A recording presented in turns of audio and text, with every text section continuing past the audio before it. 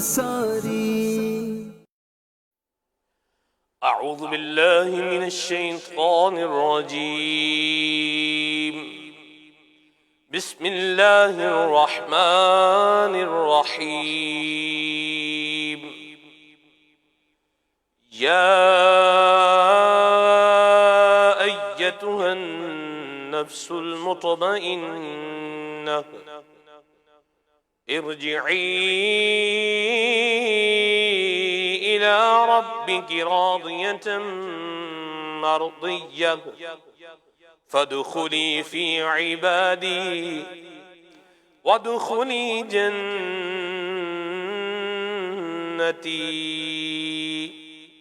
آمنت بالله صدق الله العلي العظيم.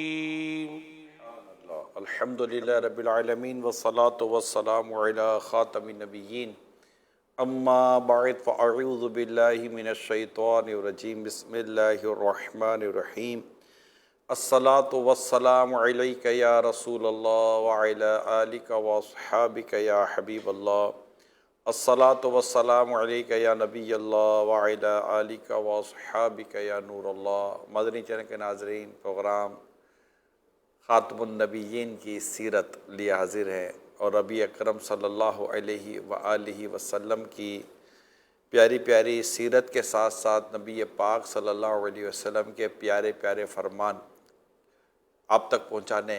کا سلسلہ ابھی جاری ہے. کل بھی عاجزی کرنے اور تکبر نہ کرنے کے عنوان پر کچھ میں نے باتیں بیان کی تھیں، حدیث پاک کی پیش نظر حدیث پاک بیان کی. اور ہمارا جو چند دنوں سے جو سلسلہ چل رہا ہے وہ یہ ہے کہ نبی پاک صلی اللہ تعالیٰ علیہ وآلہ وسلم نے معاشرے کو خوبصورت بنانے، کوآپریٹو بنانے، ایک دوسرے کے ساتھ اچھے سلوک کرنے اور ایک خوبصورت سوسائٹی کو اسٹیبلش کرنے کے جو طریقے بیان فرمائے ہیں، اس میں ظاہر ہے کہ ہمارا اور آپ کا جو انٹریکشن ہے، رابطہ ہے، واسطہ ہے، ملاقاتیں ہیں، ملنا ہے، اٹھنا ہے، بیٹھنا ہے، جو تعلق قائم کرنا ہے، اس کی بہت امپورٹنٹ ہے. اس کے بھی کچھ اصول ہوتے ہیں نا بھائی، میں آپ سے کیسے بات کروں، اصول ہوں گے بھائی اس طرح بات کی جائے گی. والد سے کیسے بات کروں، بھائی سے کیسے بات کروں، امی سے کیسے بات کروں، ایک عام مسلمان سے کیسے بات کروں، اگر وہ میرا استاد ہے تو میں کیسے بات کروں، وہ میرا پیر ہے تو میں کیسے بات کروں. انزل الناس منازلہم، لوگوں کو ان کے درجوں میں تولو. تو یہ پوری ایک ڈیٹیل ہے اور اس میں میرے آقا صلی اللہ تعالیٰ علیہ وآلہ وسلم نے اپنی امت کو بہت ہی واضح طور پر رہنمائی فرمائی ہے. یعنی کہ اس عنوان پر جو میں آپ سے بیان کر رہا ہوں، جو سیرت خاتم النبیین کتاب ہے نا، اس پہ کم و بیش 100 حدیثیں بیان کی گئی ہیں. 100 حدیثیں، اب غور کریں، کم و بیش اسی عنوان پر، ملتے جلتے عنوان پر 100 حدیثیں نبی پاک صلی اللہ علیہ وسلم کی بیان کی گئی ہیں. عربی عبارت و با حوالہ اور پھر اس کا اردو ترجمہ. یعنی یہ ایسی حدیثیں ہیں کہ اگر ہم ان 100 حدیثوں کو سامنے رکھیں اور اس کے مطابق ہم اپنی زندگی ڈھالیں، بلکہ میں تو یہ درخواست کروں گا آپ تمام عاشقان رسول سے بھی، اور بالخصوص جو مبلغین ہیں، اسپیشلی جو دنیا بھر میں اسلام و دین کو پھیلانے کی ایک اچھی سوچ اور ایک اچھا جذبہ رکھتے ہیں، ان سب کو چاہیے کہ وہ ان حدیثوں کو پڑھیں. اور رسول اکرم صلی اللہ تعالیٰ علیہ وسلم کی حدیثیں شارحین نے جو اس کی شروحات لکھی ہیں، ایکسپلینیشن لکھی ہے، اس کی روشنی میں یہ دنیا بھر کو پہنچائیں اور بتائیں دس از اسلام، یہ ہمارا دین ہے، یہ ہمارا مذہب ہے. بتاؤ اگر اس سے بہتر تعلیم کسی اور کے پاس ہے تو نیور، کبھی نہیں لا سکے گا. کیونکہ جو مسکنسیپشنس اسلام و دین کے تعلق سے ہیں، جو ایک غلط فہمی پھیلائی گئی ہے، ایون کہ میں آپ کو ایک بات بتاتا ہوں. میں پچھلے دنوں گیانا میں تھا، یہ ساؤتھ امریکہ کا ایک ملک ہے گیانا. تو میں وہاں گیا، میں تھا سورینام میں، وہ بھی اسی کانٹیننٹ کا ایک ملک ہے سورینام سے ہم نے ایک فلائٹ لی، اور وہ آپ نے دیکھا ہوگا شاید میرے فیس بک کے اوپر، ایک چھوٹا سا جہاز تھا، وہ گیا تھا، موسٹلی 1-1.25 گھنٹے کی وہ فلائٹ تھی، تو 12-15 پیسنجر کا جہاز ہوتا ہے جو وہاں لے کے جاتا ہے وہ۔ تو وہاں میں پہنچا تو وہاں میری ملاقات ایک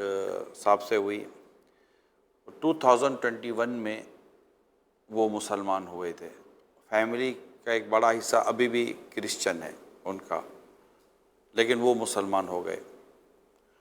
نام ان کا کچھ مختلف سا تھا تو مجھے انہوں نے پھر نام کا کہا، میری فرسٹ ملاقات تھی، لیکن 1-2 دن میں الحمدللہ ایک اچھا تعلق ان سے قائم ہو گیا رب کی رحمت سے، اور انہیں دعوت اسلامی بہت اچھی سمجھ میں آئی، اور ان کی ویلنگ تھی کہ میں ایسا ہی ایک نظام یہاں پر دعوت اسلامی کے ساتھ مل کر بنانا چاہتا ہوں۔ ویل ڈن، بہت اچھی بات ہے۔ نام پر بات چلی تو پھر اس طرح کے ڈسکشنز کافی ہوتی رہی۔ میں جو آپ کو موضوع بتانا چاہتا ہوں، جو بات آپ تک پہنچانا چاہتا ہوں، ان کے اسلام قبول کرنے کا ایک بڑا اسپریچول واقعہ ہے، وہ انشاءاللہ کسی اور موقع پر اگر ضرورت ہوئی تو میں عرض کروں گا، لیکن میں نے ان سے تھوڑی سی ڈیٹیل لی کہ اسلام قبول کرنے سے پہلے، اسلام قبول کرنے کے بعد اسلام کے تعلق سے آپ کیا مجھے بیان کریں گے۔ تو اس نے کہا کہ جب میں مسلمان نہیں تھا تو میرے سامنے اسلام ایک جو اسلام کی جو تصویر تھی، وہ تصویر بہت عجیب بیان کی گئی تھی۔ اسلام کا جو فیس میرے سامنے رکھا گیا تھا وہ بڑا سخت اور مثال کے طور پر ایک درست نہیں تھا، بے امنی کے ساتھ بیان کیا گیا، اور حقوق ادا نہیں ہوتے، اور کافی ظلم ہے، اور بڑا مطلب کہ وہ جو بالکل مخالف بیان تھا۔ میں نے کہا پھر کیا ہوا اسلام قبول کرنے کے بعد؟ تو اسلام قبول کرنے کے بعد میں نے جب مسلمان ہوا، اور اسلام قبول کرنے سے پہلے بھی انہوں نے کچھ اسلام کے تعلق سے اسٹڈی کی، تو جب اسٹڈی کی تو ان کے سامنے یہ بات ظاہر ہو گئی، اسلام قبول کرنے کے بعد ظاہر ہوئی، جو بالکل ڈکلیئر ہے، میرے پاس کی ویڈیو بنی ہوئی ہے، کہ اسلام جو بیان کیا گیا تھا وہ نہیں تھا۔ دیکھیں 2021 میں وہ مسلمان ہوئے ہیں، اور 2024 ہے، 3-4 سال ہوئے ہیں، 3-4 سال ہوئے وہ ان کو مسلمان ہوئے، میچورڈ آدمی ہیں، فیملی ہے پوری، اور ابھی ایک مسجد کو وہ لیڈ بھی کر رہے ہیں۔ مگر انہوں نے یہ بتایا، اور پڑھا لکھا آدمی، بزنس مین ہے، تو انہوں نے بتایا کہ جو میرے سامنے جو اسلام تھا، وہ اسلام کی جو تصویر رکھی گئی تھی وہ اسلام ہے ہی نہیں، یعنی بڑا نیگیٹو پہلو اسلام کا بیان کیا گیا تھا۔ اور یہ وہ چیزیں ہیں جو یہ میں نے آپ کو ایگزامپل دی، یہ ایک نہیں ہے،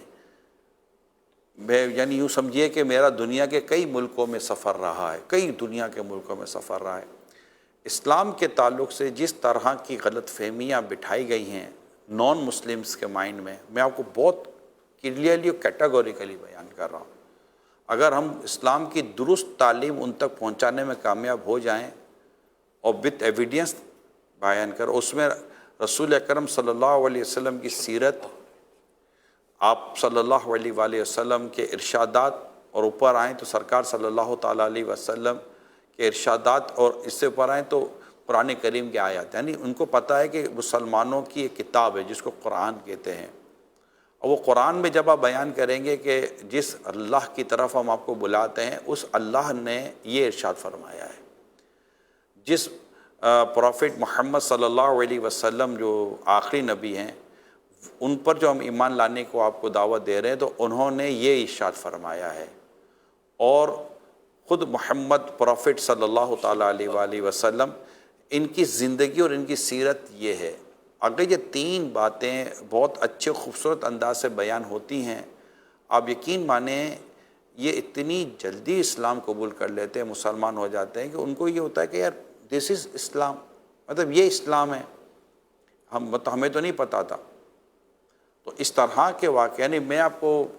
ایسے ہی اب بیان کر دیتا ہوں۔ آپ کو یاد ہوگا ملاوی میں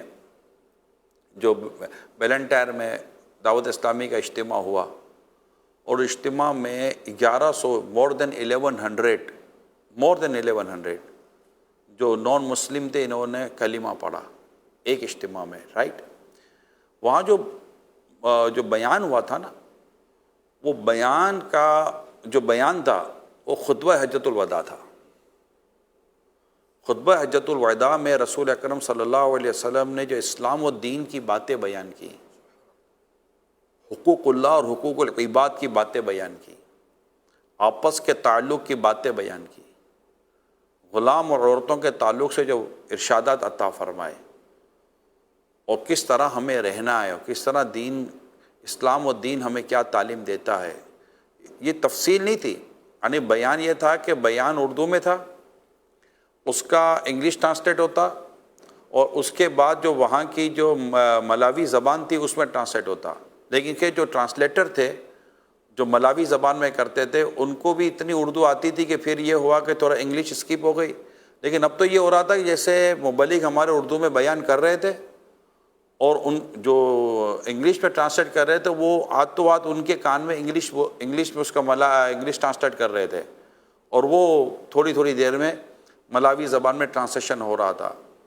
اور یوں پھر جب ایک دعوت دین کی طرف، اسلام کی طرف دی گئی تو آنکھیں کھلی کی کھلی رہ گئیں، اللہ کی رحمت سے کھلی کی کھلی آنکھیں رہ گئیں، اور یہ ویڈیوز موجود ہیں۔ اور جب بعد میں جب کوانٹٹی آئی سامنے، جب فگر سامنے آیا تو فگر آیا کہ اس اجتماع میں مور دین 1100 جو نان مسلم تھے وہ مسلمان ہوئے تھے، اور اس پورے چند دنوں کی جرنی میں تقریباً 1500-1600 کے آس پاس مسلمان ہوئے۔ تو جب ان کے سامنے اسلام و دین کی وہ خوبصورت تعلیمات رکھی جاتی ہیں، وہ باتیں رکھی جاتی ہیں، الحمدللہ رب العالمین بہت فوائد حاصل ہوتے ہیں۔ عورتوں کو اتنا مس گائیڈ کیا گیا ہے کہ مسلمان عورتوں کے ساتھ اس طرح کرتے ہیں، اسلام عورتوں کے بارے میں یہ کہتا ہے۔ جبکہ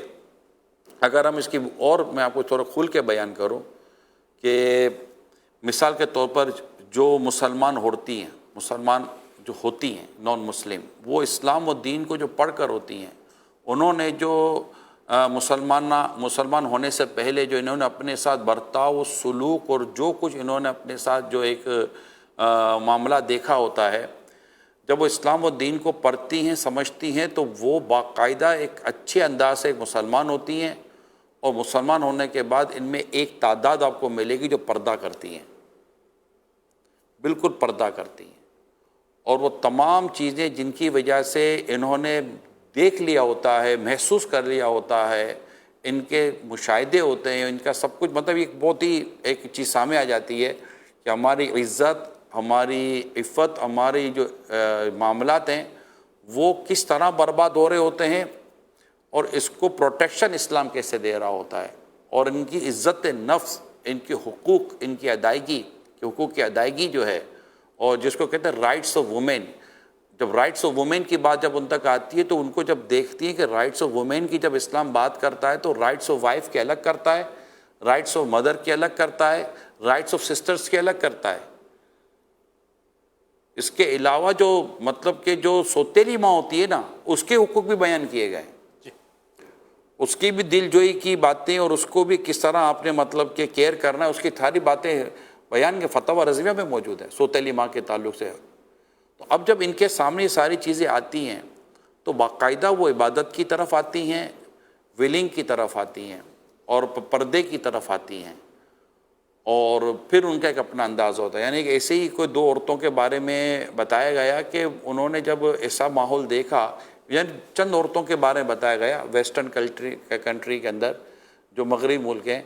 کہ وہ مطلب کہ جب انہوں نے مسلمان عورتوں کا وہ عالم دیکھا کہ جو انتہائی بے شرمی اور بے حیائی پر مبنی ہے، تو وہ حیرت میں آ جاتی، حیران ہو جاتی ہیں کہ جس کلچر کو چھوڑ کر ہم مسلمان ہوئی ہیں، ایک مسلمان عورت اس کلچر کے پیچھے کیسے چل رہی ہے۔ میں آپ کو بہت پہلے میں نے ایک واقعہ شاید آپ کو یاد ہوگا، بہت پرانا واقعہ پہلے بیان کیا تھا، شاید بھول بھی گئے ہوں۔ یہ واقعہ if I am not wrong France کا واقعہ ہے۔ فرانس میں ایک باپردہ عورت برقعے کے ساتھ، نقاب ڈالے، حجاب کے ساتھ، اور وہ ڈپارٹمنٹل اسٹور میں کچھ شاپنگ کے لیے گئی تھی۔ جب وہ کاؤنٹر پر آئی تو اس نے پیمنٹ کی کاؤنٹر پر سامان کے ساتھ، تو جو کاؤنٹر پر بھی لیڈی بیٹھی ہوئی تھی جو پیمنٹ لے رہی تھی، تو اس لیڈی نے جب اس عورت کو برقعے میں پردے میں دیکھا تو جو کاؤنٹر پر لیڈی تھی وہ اس کا مسلمان نام لکھا ہوا تھا اس کے ٹیگ کے اوپر، تو اس نے کہا کہ تم مطلب یہ اتنا پردہ اور برقع کر کے چل رہی ہو اور یہ سب کر رہی ہو، تمہاری وجہ سے ہم کو پرابلم ہو رہی ہوتی ہے اس ملک کے اندر، اس طرح وہ اس کو سمجھا رہی تھی۔ تھوڑی دیر کے بعد اس نے پردہ کرتے ہوئے کہ غیر محرم نہ دیکھ لے، اس نے اپنا پردہ نقاب ہٹایا، جو بھی اس نے کیا ہوگا، اس کو اپنا چہرہ دکھایا، تو وہ تو انگریز تھی، یعنی انگریز سمجھ اسی ملک کی تھی یا اس کے آس پاس کسی ملک کی تھی۔ تو اس نے اس کو سمجھایا کہ تم مجھے سمجھا رہی ہو، میں نے تو اسلام پردہ یہ سارا کچھ پڑھ کر تو میں مسلمان ہوئی ہوں، تو مجھے سمجھا رہی ہو کہ جو عزت کی حفاظت اسلام و دین نے میں نے جو پڑھی، جو عورتوں کو جو دیا، تو تم بھی اس پر عمل کرو، مجھے کیوں سمجھا رہی ہو؟ اس کو کتنی شرمندگی ہوئی کہ جو کاؤنٹر پہ بیٹھی تھی۔ یہ اور اس طرح کی کئی چیزیں ہیں جو ہم اگر ایز اے مطلب ہم جب جہاں رہتے ہیں، یہ میرا بیان زیادہ تر جو ہے نا یہ ان ممالک میں بہت میٹر کرتا ہے کہ جن ممالک میں نان مسلمز کی ایک بہت بڑی کمیونٹی رہ رہی ہوتی ہے، اور ہمارے ایک بہت بڑی تعداد مسلمانوں کی ایک ساتھ آفس میں اور ایک ساتھ ان جگہوں پر، ایون کہ کالج میں، یونیورسٹی میں، وہ ایک ساتھ تعلیم حاصل کرتے ہیں۔ تو اگر مسلمان اس طرح اپنی تعلیمات کو اپنے عمل کے ذریعے اگر وہ ان تک پہنچانے کی کوشش کرتا ہے اور پہنچاتا ہے اور بتاتا ہے کہ قرآن یہ ہے، حدیث یہ ہے، اور ہمارے رسول اکرم صلی اللہ علیہ وسلم کی سیرت یہ ہے، اب جب اس کے سامنے کوئی بھی ایسی بات رکھی جاتی تو پھر بھائی بتاؤ کہ یہ کیا ہے، تو وہ بتائے بھائی یہ جو کچھ تم دیکھ رہے ہوتے ہو اس پہ کئی چیزیں ایسی ہیں جس کی اسلام و دین میں اس کی اجازت ہی نہیں ہے، کیا دوسرے دین والے بے عمل نہیں ہیں؟ تو بتاؤ یہ ایک بے عملی ہے۔ پریکٹسنگ مسلم کی بات کرو، جو یہ باتیں میں نے کی ہیں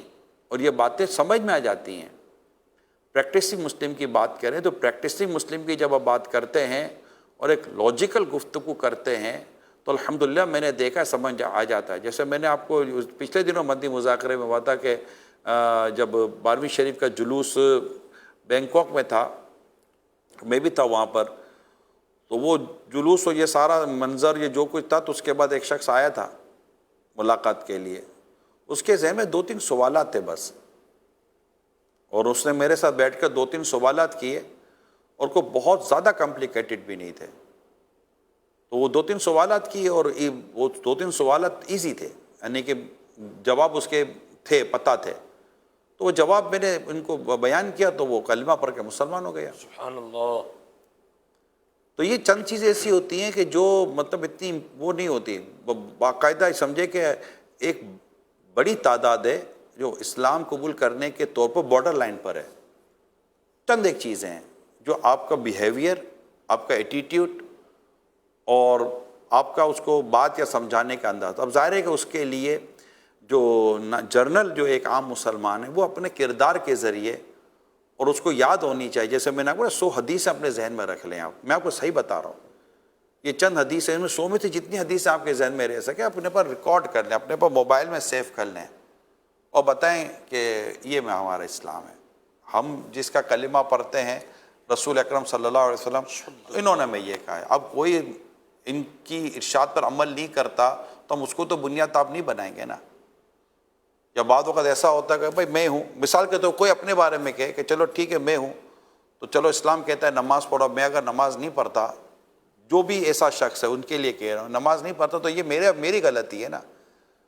اسلام نے مجھے تو الکوہل سے منع کیا ہے نا، اسلام نے تو مجھے شراب سے منع کیا ہے، اسلام نے مجھے چیز سے منع کیا ہے۔ اب جو یہ نہیں مانتا اور مطلب کہ اوبیڈینٹ نہیں ہے اور بے عملی کرتا ہے تو اس کو تو بیس نہیں بنائیں گے نا۔ تو یوں کر کے بالکل وہ بات سمجھ میں آ جاتی ہے۔ تو چند حدیثیں اب میں آپ تک دوبارہ چند حدیث پہنچا تو آپ حدیث سنیے۔ پیاری آقا صلی اللہ تعالیٰ علیہ وسلم نے فرمایا، یعنی مزدور کو اس کا پسینہ خشک ہونے سے پہلے اس کی مزدوری ادا کر دو۔ سبحان اللہ۔ یہ تعلیم رسول صلی اللہ علیہ وسلم ہے۔ رسول اکرم صلی اللہ علیہ وآلہ وسلم نے فرمایا، یعنی اللہ پاک پسند کرتا ہے کہ جب تم میں سے کوئی شخص کوئی کام کرے تو خوش اسلوبی اور مہارت سے کرے۔ یہ اتنا زبردست ٹاپک ہے، خوش اسلوبی یعنی اس کی مہارت سے کرے، ایسے ہی اوپر سے نہ کرے، اس کو اس کی پراپر اس کا حق ادا کرے اور اس کو بہتر طریقے سے کرے، اس کے تعلق سے سیکھے سمجھے۔ یہ پورا ایک ٹاپک ہے جو میں نے چند ایک مثالیں دی تو میرا خیال ایک تعداد شاید جو اس سے ریلیٹڈ ہیں وہ سمجھ رہے ہوں گے۔ پیارے آقا صلی اللہ تعالیٰ علیہ وآلہ وسلم نے ارشاد فرمایا کہ ہر جاندار کے ساتھ بھلائی کرنے میں اجر و ثواب ہے۔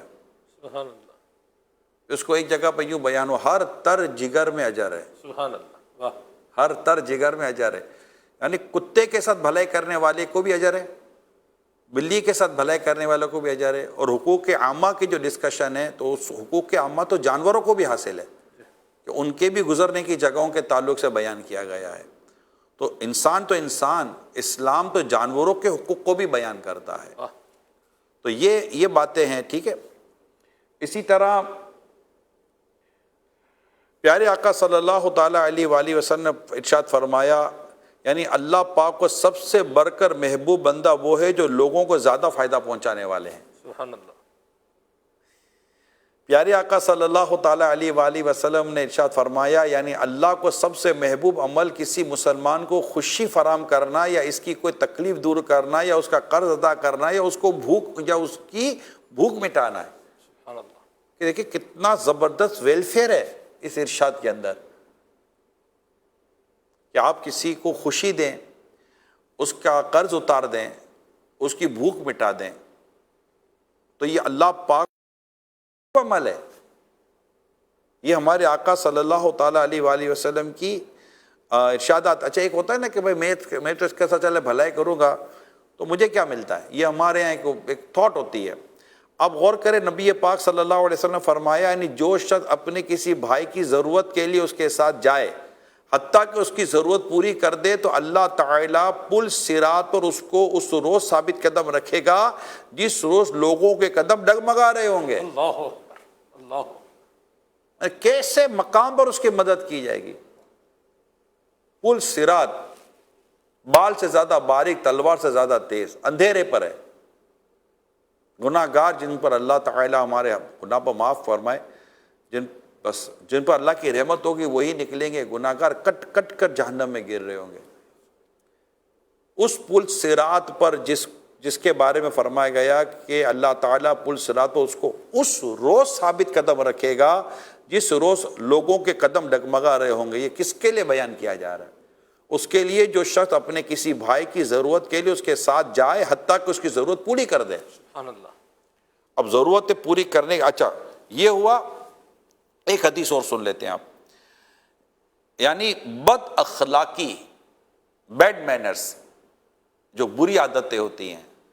نیک عمل کو اس طرح خراب کر دیتی ہیں جس طرح سرکہ شہد کو خراب کر دیتا ہے۔ اب یہ جو چند اور بھی ارشادات ہیں، اب یہ جو چند ارشادات جو میرے آقا دو جہاں صلی اللہ علیہ وسلم کے میں نے آپ تک پہنچانے کی کوشش کی، آپ غور تو کریں۔ ایسے مختلف عنوانات پر 100 آقا صلی اللہ علیہ وسلم کی حدیثیں یہاں نقل کی گئی ہیں، بیان کی گئی ہیں۔ اگر ہم اس کو پڑھ لیں، اس کو سیکھ لیں، سمجھ لیں، وتھ ریفرنس ہے۔ یہ ایک سیرت خاتم النبیین جو کتاب ہے، اس کے پیج نمبر 149 سے یہ اسٹارٹ ہوتی ہے، خاتم النبیین کے قوانین حسن معاشرت، یعنی ایک اچھا معاشرہ بنانے کے جو رسول اکرم صلی اللہ علیہ وسلم نے اصول اور جو ارشادات عطا فرمائے ہیں، اس پر یہ مضمون کے تحت page number 149 to page number 160 اس پر 100 حدیثیں بیان کی گئی ہیں۔ میری سب سے درخواست ہے، اسلامی بھائی، اسلامی بہنیں، دنیا بھر میں آپ جو ہیں تو پلیز اس کو لے لیں۔ بلکہ میں اپنی تراجم کی جو مجلس ہے، ٹرانسلیشن مجلس، اسے ریکویسٹ بھی کروں گا کہ اس کی اس کا انگلش ٹرانسلیشن ہو، اور انگلش ٹرانسلیشن کے ساتھ اس کو دنیا بھر میں وائرل کرنا چاہیے۔ میں نے ابھی ساری حدیثیں تو میں نے بیان نہیں کی، اور ساری حدیثیں ابھی میں نے اس کو پڑھی بھی نہیں ہے، لیکن مطلب بڑی ایمان افروز حدیث کام ہے یہ حدیثیں نکالنا، لکھنا اور ہم تک پہنچانا یہ کوئی آسان کام نہیں ہے۔ تو میں بار بار کہتا ہوں کہ سیرت خاتم النبیین کتاب لینی چاہیے اور پڑھنی چاہیے۔ آپ نے ماشاءاللہ میں نے دیکھا آپ نے بھی اس کتاب کا بہت زبردست آپ نے رکھا اپنے رب پاس۔ العالمین، نبی کریم صلی اللہ علیہ وسلم کے امتیازات، نبی کریم صلی اللہ علیہ وسلم کی خصوصیات، نبی کریم صلی اللہ علیہ وسلم کی معجزات، پھر نبی کریم صلی اللہ علیہ وسلم کی شفقتیں، اور کیا کیا دیکھیں. ایک جیسے آج ہی کی بات ہے، میں نے صبح جشن آمد رسول پروگرام کے اندر بھی جو ہے عرض کیا ہے کہ آپ دیکھیے اس میں ایک پورا مضمون ہے پورا، جس میں نبی کریم صلی اللہ علیہ وسلم نے جن صحابہ کرام علیہم رضوان کے بچوں کے نام رکھے ہیں اور کیا کیا نام رکھے ہیں، آپ دیکھیں کیسا خوبصورت جو ہے مضمون ہے. اچھا پھر آپ دیکھیے نبی کریم صلی اللہ علیہ وسلم نے بہنوں کے ساتھ حسن سلوک کرنے کے اوپر کیا کیا کچھ جو ہے وہ ارشاد فرمایا ہے. اس پر پورا کیا ہے یہ مضمون ہے. تو بالکل جو بندہ اس کو پڑھے گا اور اس پر عمل کرے گا اس کی زندگی میں بھی انشاءاللہ بہتری آئے گی، اور اللہ تبارک و تعالیٰ کی رحمت سے آخرت میں بھی بیڑا پار ہو جائے گا. اور پھر وہی جو بات میں نے تو آپ کی بات پلے باندھی ہوئی ہے جو آپ نے جو ہے وہ اسی پروگرام کے اندر فرمائی تھی کہ جب ہم کوئی نبی کریم صلی اللہ علیہ وسلم کی اطاعت والا کام کر رہے ہیں تو اس میں یاد حضور بھی ہے. تو نبی کریم صلی اللہ علیہ وسلم کی یادوں میں، نبی کریم صلی اللہ علیہ وسلم کی اطاعت میں یہ سیکھتے ہوئے پڑھتے ہوئے بندہ زندگی گزارے گا تو دنیا آخرت میں امن میں آئے گا. وہ ہے نا، جو نہ بھولا ہم غریبوں کو رضا، جو نہ بھولا ہم غریبوں کو رضا، جو نہ بھولا ہم غریبوں کو رضا، یاد اس کی اپنی عادت کیجیے، اس کی اپنی عادت کیجیے. آقا دو جہاں صلی اللہ علیہ وسلم نے فرمایا من غشنا فلیس منا، یعنی جو ہمیں دھوکہ دے وہ ہم میں سے نہیں. اب دھوکہ دینے سے جو رسول اکرم صلی اللہ تعالی علیہ وآلہ وسلم نے روکا ہے، منع فرمایا ہے، اگر دنیا میں مسلمان اس پر عمل کریں، یقین مانیں لوگ اتنا دین کے قریب آ جائیں. جب پہلے آپ مسلمان کے تو قریب آئے، جب اسلام کے پر عمل کرنے والے مسلمان کے وہ قریب آئے گا تو اسلام و دین کی جب خوبیاں دیکھے گا تو اس کے اندر اسلام و دین کی محبت پیدا ہوگی. سبحان اللہ. آپ دیکھیے رسول اکرم صلی اللہ علیہ وسلم نے کتنی پیاری بات ارشاد فرمائی ہے، یعنی بیوہ اور مسکین یہ دونوں معاشرے میں ریئلی ایک مظلوم طبقہ ہے، انہیں بہت اگنور کیا جاتا ہے اور ان کے ساتھ دنیا میں بڑے مسائل ہیں. یعنی بیوہ اور مسکین کی خدمت کرنے والا اللہ کی راہ میں جہاد کرنے والے کی طرح، اللہ اکبر. اللہ یا اس آدمی کی مانند ہے جو رات بھر قیام کرتا ہو اور دن بھر روزہ رکھتا ہو. میں قربان جاؤں. رات بھر قیام کرتا ہو، رات بھر اللہ کی عبادت کرتا ہو، دن کو روزہ رکھتا ہو. یہ گویا کہ مطلب بیان کیا کہ آدمی کی مانند ہے، یعنی اس کی مانند ہے کہ جو ایسا آدمی ہو. کون؟ جو بیوہ مسکین کی خدمت کرنے والا ہے. اب ظاہر یہاں اخلاص اور جو شریعت کے دیگر احکام ہیں اس کو تو سامنے رکھنا ہی پڑے گا. اب کوئی بیوہ کی خدمت کرنے جائے اور بے پردگی کرے اور اس کے ساتھ مطلب کہ اللہ کی رضا کے تو اس کی کوئی نیت نہ ہو، اور بیوہ کے ساتھ اس کی خیر خواہی اور ہمدردی کا جو انداز ہو اس میں اس کی نفس اور اس کی شرارت شامل ہو. آپ سمجھ سکتے جو میں کہنا چاہ رہا ہوں کہ شوہر کا انتقال ہو گیا، اس کی بیوہ عورت ہے، اور وہ کیا کرنا چاہ رہا ہے اس عورت کے ساتھ، اس کی کیا نیت ہے، اس تعلق سے یقیناً ہمیں غور کرنا چاہیے.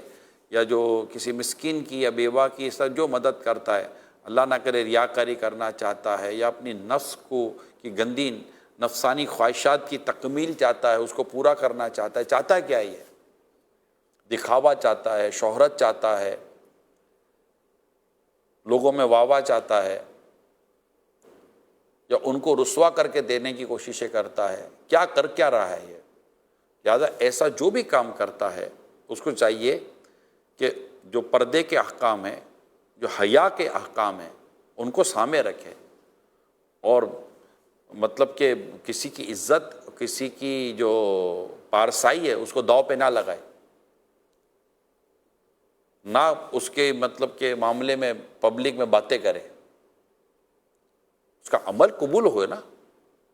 اچھی نیت سے عمل کرے گا تو اللہ پاک اس کو ثواب عطا کرے گا۔ سبحان اللہ۔ اب اگر اس میں بھی یہ نفسانی خواہشات، یہ تھوڑا سا چیک کیجئے گا اپنے آپ کو، جو بھی اس طرح کے کام کر رہے ہوتے ہیں، بھئی کیوں کر رہے ہیں آپ؟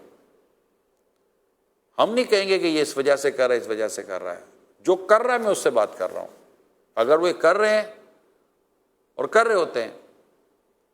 کئی بیواؤں جو جن کو طلاق ہو جاتی ہے، ان کے ساتھ خیر خواہی یا ان کی مدد کا کام کرتے ہیں، نو ڈاؤٹ کرتے ہیں، ویلفیئر کے نام پر کرتے ہیں، کوئی پرسنل